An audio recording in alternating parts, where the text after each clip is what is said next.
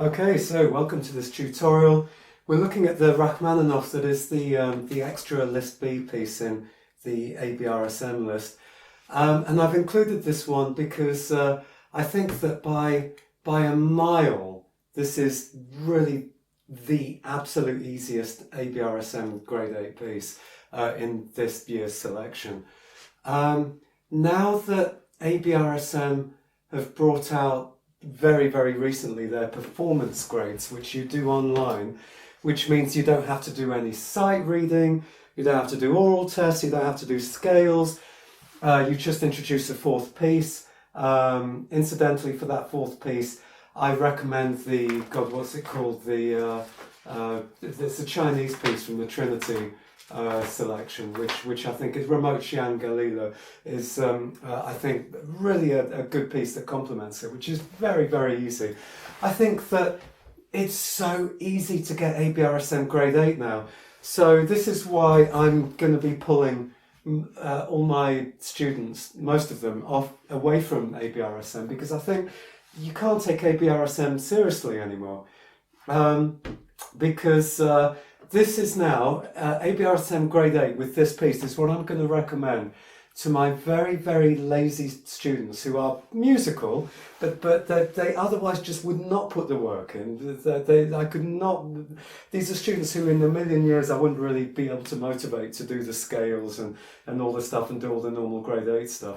And it's just the easy way to get Grade 8, especially as ABRSM have actually said that the new performance exam is equal in value and prestige to the full practical exam, which I think is ridiculous. But anyway, I've been in arguments on Facebook groups about this. This can get a bit contentious and a bit controversial, but it's my opinion anyway. Bearing in mind that in the ABRSM pieces in the year just before this one, you had in the book the Rachmaninoff Elegy, which is so much harder, so much harder than this piece.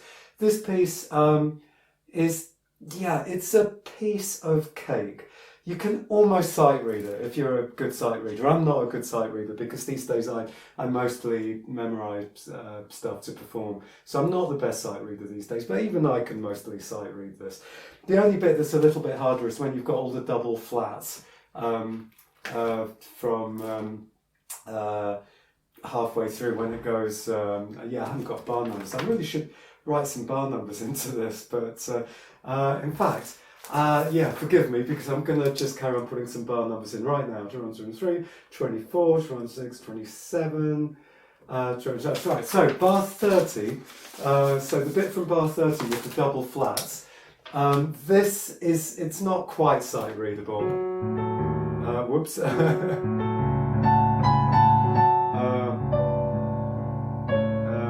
What have we got?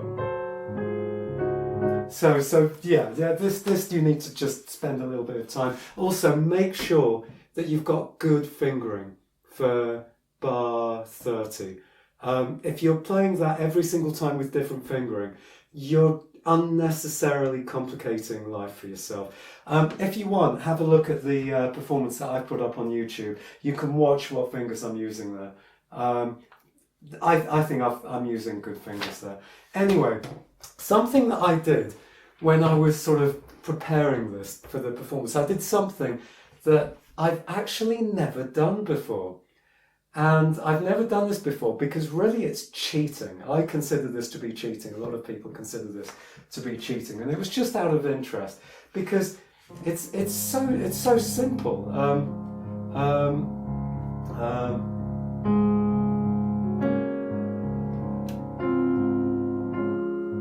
So I was really wondering to myself, what do the really great pianists, the pianists that I look up to, what do they do with this incredibly simple piece? And so what I did was I put on headphones and I went through Spotify and my music collection on my MP3 player, and I basically played along with every version that I could find of all the pianists who I respected. And what I tried to do was I basically tried to match, I tried to anticipate, I tried to get myself in the groove of how they were playing. So every time they did rubato, I try to anticipate exactly what they do and match them.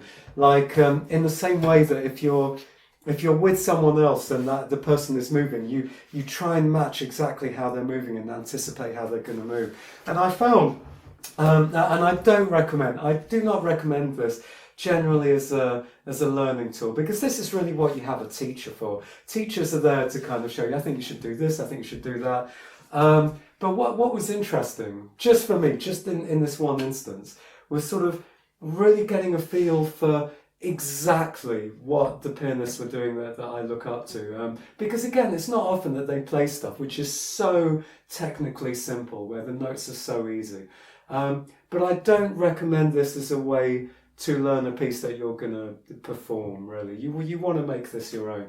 So one thing about Rachmaninoff, which is really worth, I haven't set my timer, which is really worth paying attention to, is his use of tenutos. So tenuto markings, they're the accents, which are basically just lines. And you can see them from the second bar onwards in the tune. You've got tenuto in the A flat, tenuto with this B flat and D flat, and then no tenuto and then tenuto. Now, Rachmaninoff really, really loves his tenuto markings.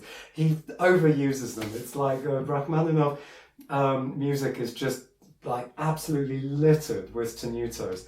And what I've basically, where every time I see a tenuto, especially in Rachmaninoff, it's sort of like, just take your time with that note. Just emphasize it, but not necessarily by playing it louder. Just take a bit of time with it. But what I noticed was that almost every single performer that I've respected, you've got this left hand, which is sort of got a reasonably steady beat. And every time there's a tenuto,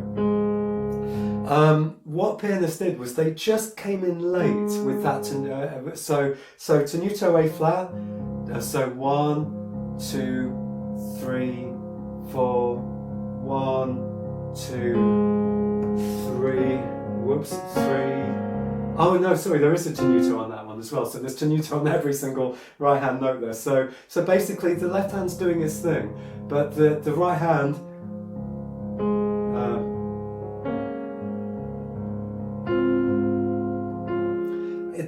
these tenutos are marked by coming in a little bit late, and by making your audience wait. So 2, 3, 4, 1.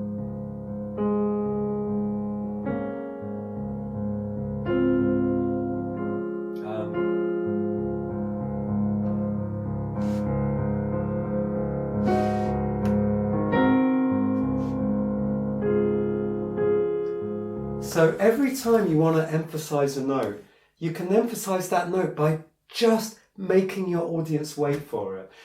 Sometimes that's going to be, sometimes like in the second bar, the left hand just keeps carrying on going.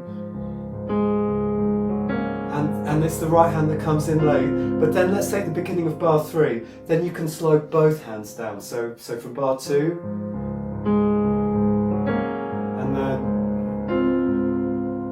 and then both hands come in slightly late there. So here bar 4, bit late, and then here both hands slow down, something like that. If you're naturally musical, you might be doing this anyway, but I think that what's interesting is just to do this with a little bit of conscious awareness, and when you're performing, put it to the back of your mind again and let it just be natural and from your heart and not contrived. So I think it's useful to know that this is sort of one way that you can use tenutos.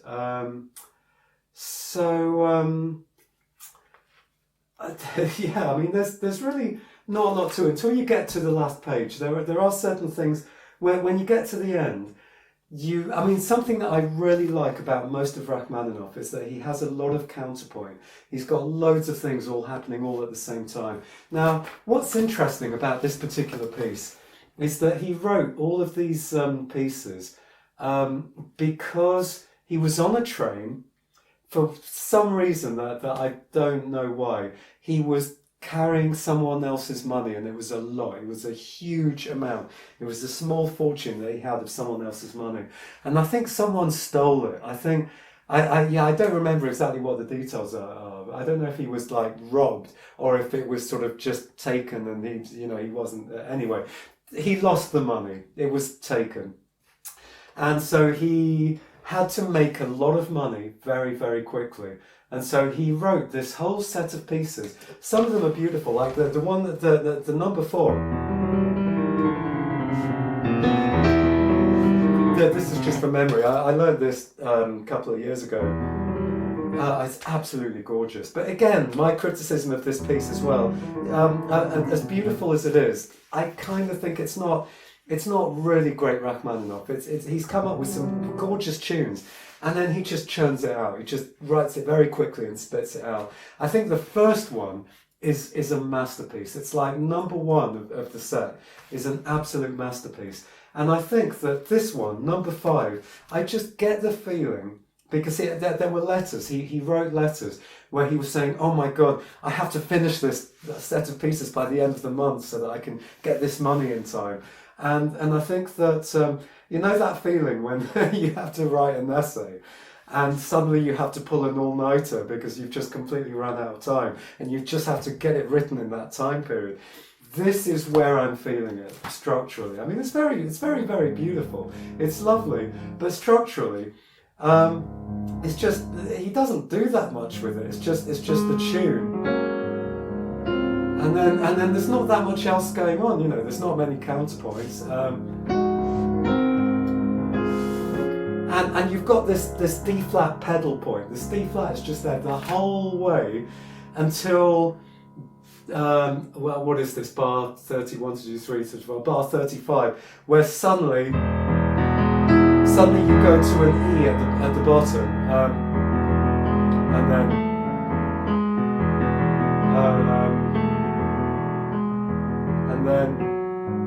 and then you're back to D flat, and then it just stays on D flat again, and that is it. That is it.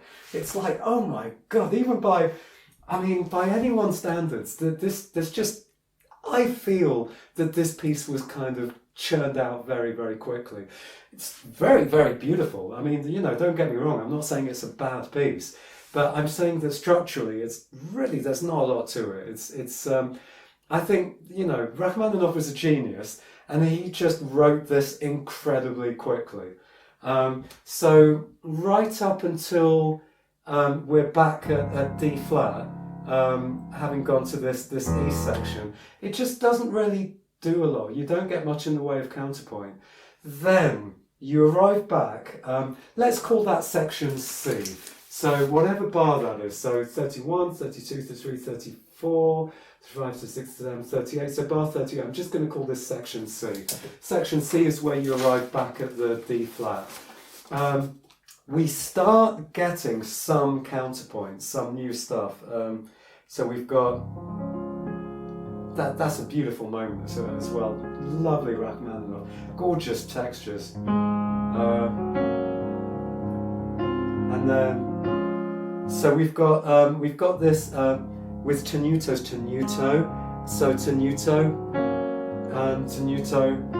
tenuto, and then you've got this bit here which is very quiet. Absolutely play this in time, and really go for a beautiful, beautiful pianissimo tone. Then this is slow. Well, not slow, but kind of delayed, you know, because of the tenuto. Take your time. Well, not that one. And then in time. And then tenuto. Take your time heavier. And this is where you have to put a little bit more effort into what you're doing, because now you have to pull the tune out of this texture. The tune is so I'm in bar, oh God, I don't have bar numbers, 38, 39, 40, 41, 43, 44. So I'm in bar 43.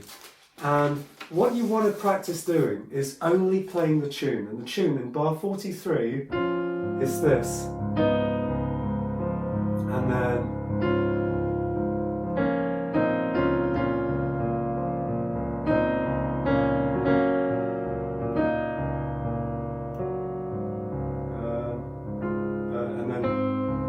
yeah, that one.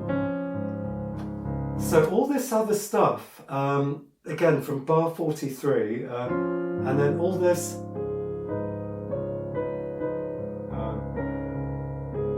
this is not tune. So what this is how you do not want to play it. Let's go from bar 41. You don't want to go.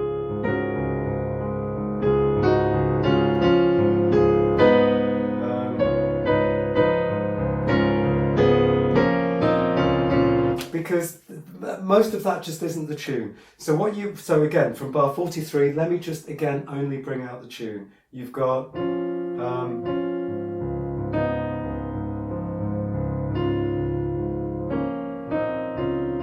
so on and so on. So if we go from bar 41, this means you've got to be very, very good at what's called chord weighting.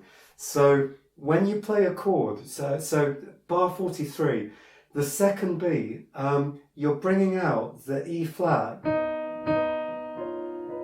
and everything else is super quiet. You're bringing out the F, then you're bringing out the D flat and the B flat, not the B flat at the top, but the B flat at the bottom. So the B flat at the top is quiet. Anyway, so let's go from bar 41 and I'll show you that. So tune.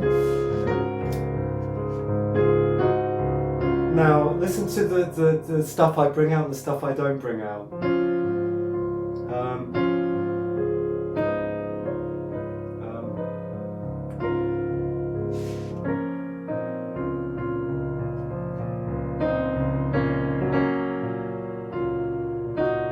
So here, the E flat in bar 45 in the second beat, I'm going to bring out the E flat,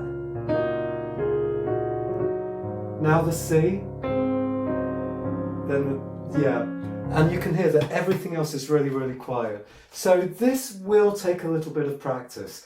I need to make another video about this at some point because there are sort of various strategies. It's a bit too much to really go into it in depth about how to do this, but let me very, very quickly run through some of the sort of ways of doing this. So if we take the second beat, and by beat I mean the second sort of dotted crotchet beat, so 4 beats per bar, the second beat of bar 43.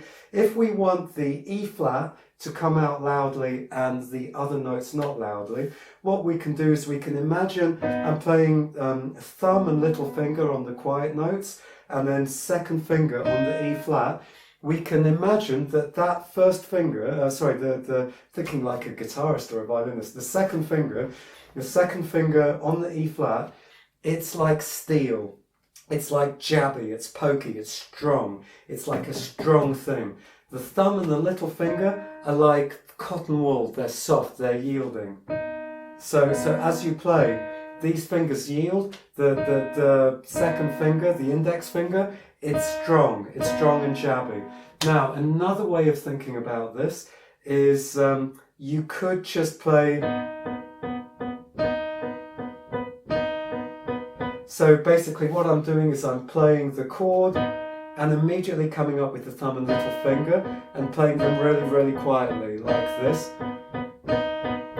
Another way we can do this is just go, and what I'm doing here is I'm playing the chord, but the thumb and the little finger are touching the keys and not going down, but the second finger is playing. And I think the thumb and little finger are ever so slightly just pushing down on the keys, but not much. The other thing as well is just really get used to hearing, like listen for this note. So when you play the chord, don't listen to the other notes, just listen out for that E flat. There's all kinds of other ways that we could do this. It's really not the place to go into that. But really, what I'm saying is that one of the trickier things about this piece is when you get to bar 43, you want to bring out the tune and push everything else right into the background.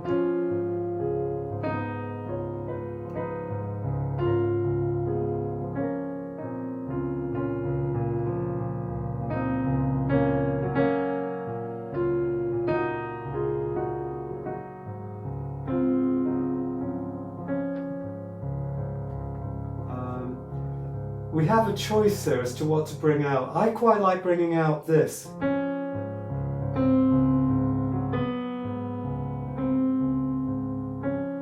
This is a nice line, so.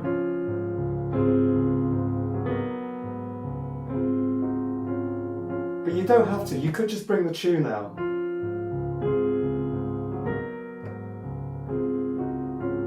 I prefer it with more of this.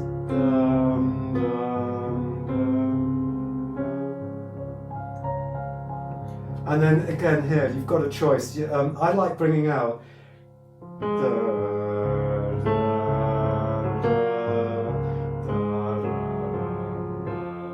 very Rachmaninoff line.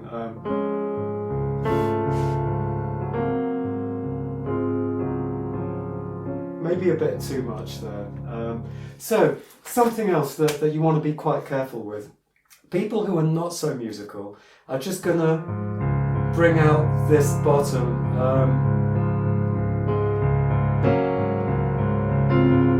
But I mean, normally composers don't even bother putting this, but Rachmaninoff is so clear. He wants the left hand pianissimo and the right hand mezzo forte. Now, normally most composers wouldn't even bother. They would just write pianissimo and just expect that you would play the right hand louder. But he's crystal clear here. Pianissimo. So you really want to push this out of your awareness, and then mezzo forte.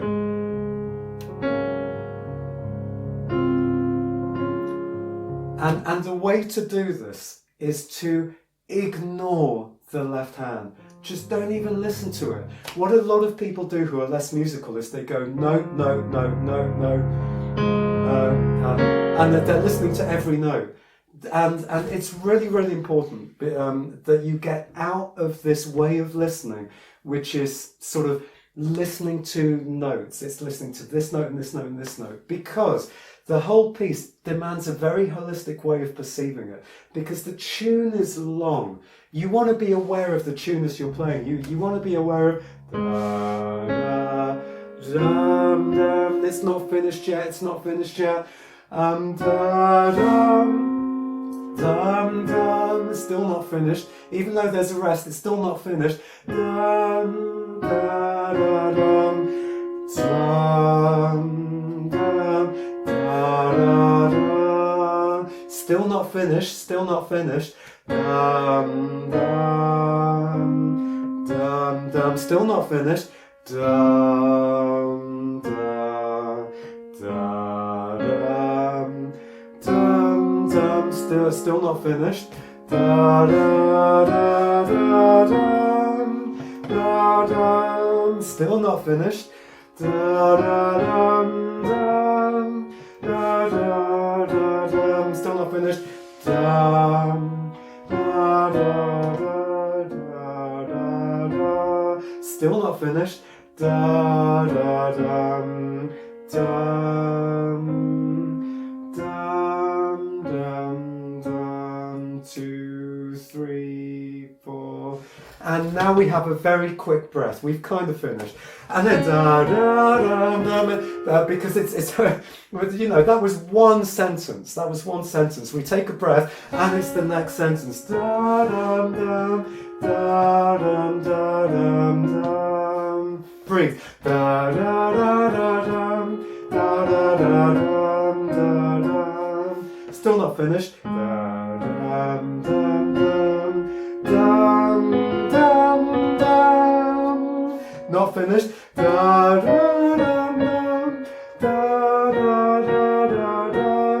Absolutely not finished. Da, da, da, da, da, da, dum, da, da, da, da. Not finished. Da, da, da, dum, da, dum, dum. And obviously not finished.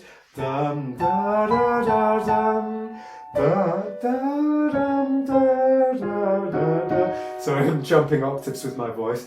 Da da da da da da da da da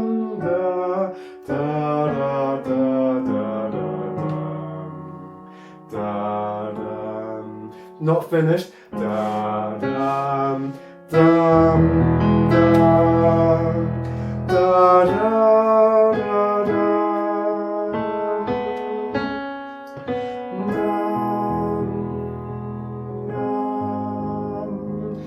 da. Seamless. Da da dum da. Bloody blah in the right hand in the background. Da da da da da. Bloody blah in the background. Da da da da da da da da da da. Obviously not finished. Da da. So this has been going on a long time. Da da.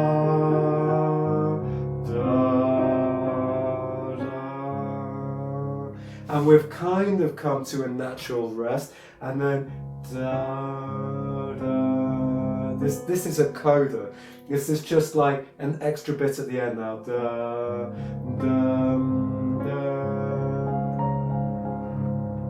And one more thing. Da da.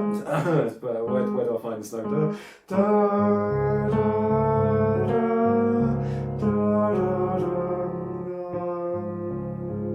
Winding down. Da, dum, dum, dum. So when you're playing, you want to be aware that this is almost one massive melody. You are not, let's go from the second part, you are not just going da, da, dum, dum, and then da, da. You know, you are not thinking one note at a time. You are aware of the entire line and where it's going. So even as you're starting, you want to almost hold the entire architecture, the entire arch of this whole melody in your mind. So even as you play the first note, you get this sense that you know where it's going. You know that there's this massive sort of constant melody that's coming, and your awareness is on that and not on the individual notes. So important, because that's what you need to be naturally musical with this. Do not focus in on individual notes. Again, I'm writing a book about how to sort of get into those mind states. When we perform and when we feel under pressure, our nervous system naturally takes us into a more of a narrow focus where we lose this wider awareness. We need this wider, so lean back, and just be aware of the whole piece, the whole thing.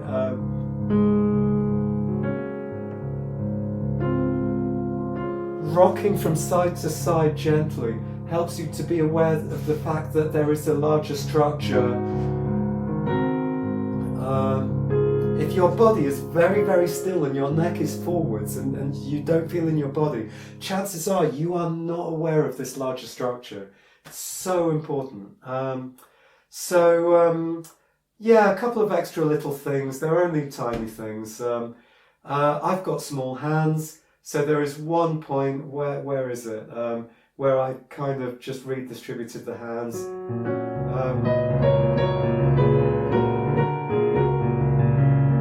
So I'm at bar 27.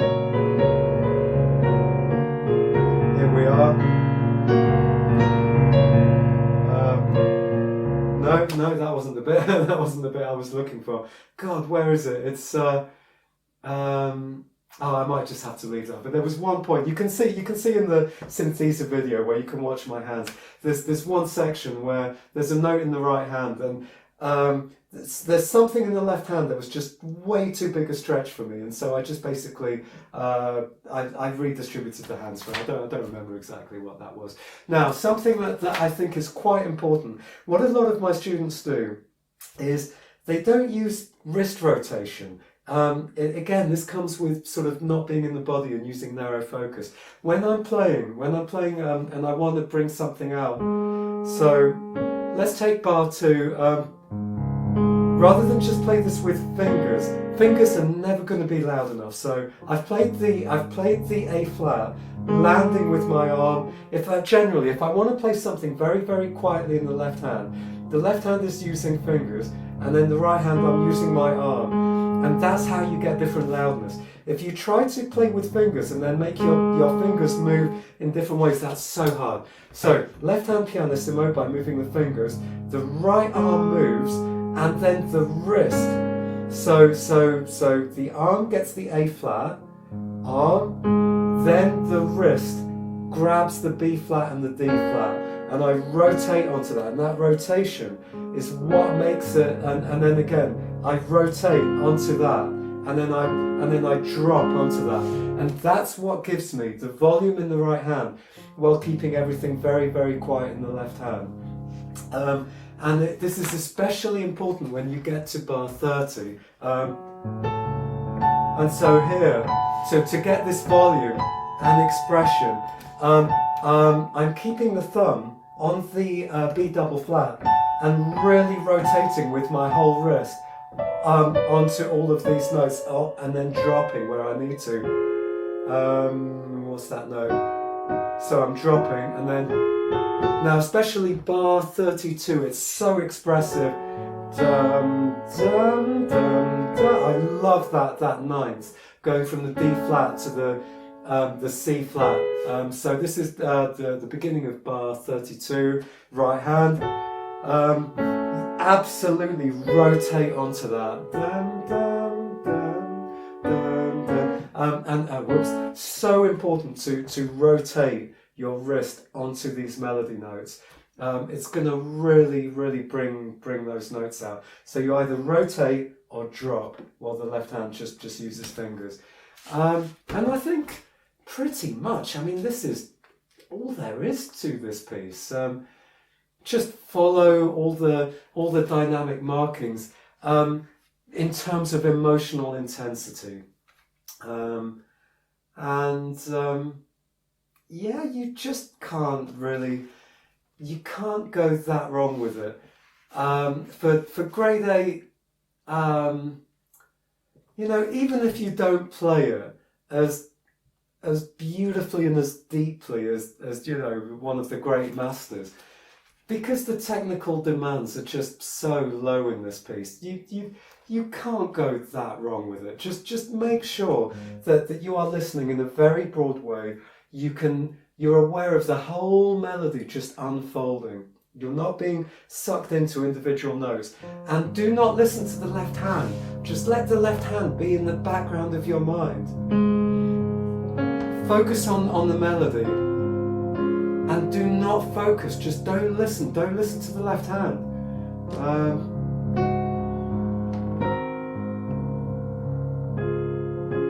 The more you listen to the left hand, the louder it'll get. Just push it to the background of your mind. Yeah, and you know, it's a very, very beautiful piece. It's a beautiful piece. Bar 38, it's up to you. I was thinking about this for quite a while. I mean, it's a magical moment. Let's go from bar 37. So, and then you slow down. Yeah, let yourself slow right down. And you can either play the D flat with the F, like that. And then this should be PPP or PPPP. And then, so basically you can either play that D flat straight away with the F in the right hand, or you can go again, going from bar 37, and then with really slow down, and then we can start with the right hand, and then play that bottom D flat octave as we get to the top A flat. Now, I couldn't decide. I went off and listened to see what professional, like all my favourite professional pianists did. And some of them did it one way, some of them did it the other. So this is just a question of taste. I like it. I ended up going, so from bar 37, and then I put it at the beginning. I ended up with that, but however you decide to do it, just, you know, go with what you like. Exceptionally beautiful moment, that, really lovely. If there's any other bits of technical issues, just have a look and see what I'm doing with my hands in the version that I've put up on YouTube. But yeah, I really recommend this as the ludicrously easy way to get grade 8 with Trinity. With ABRSM. Yeah, Trinity is a lot harder now with ABRSM than ABRSM. Trinity is what I would give my serious students. ABRSM is now a confidence booster, or for lazy students, or the easiest way to get good marks if you need UCAS points to like for people in the UK to get into university, to rack up points to get into universities. Passing ABRSM grade 6, 7, 8 gives you a certain amount of points, so you get 30 points for distinction at grade 8. This is an easy way to get distinction for talented people who just don't want to work that hard. The other pieces that I recommend, the List A, by far the easiest List A piece is the Martinez Allegro. It's really by far the easiest piece. Something that, and I will do a tutorial on this at some point as well. And basically, you don't really need to rush out and buy the recommended edition, including the ABRSM edition, because actually there's almost no difference between the one that's on IMSLP and the edition that ABRSM have edited. Remote Jangalila to go with it, and then in List C, the Sculthorpe is a good one to go with it, because again, it's not, I mean, it's got its challenges, but to pass, it's really achievable. It's such a ludicrously easy way to get grade 8. Anyway, so that's it on this tutorial. Hope it's useful. Do let me know if you enjoyed it.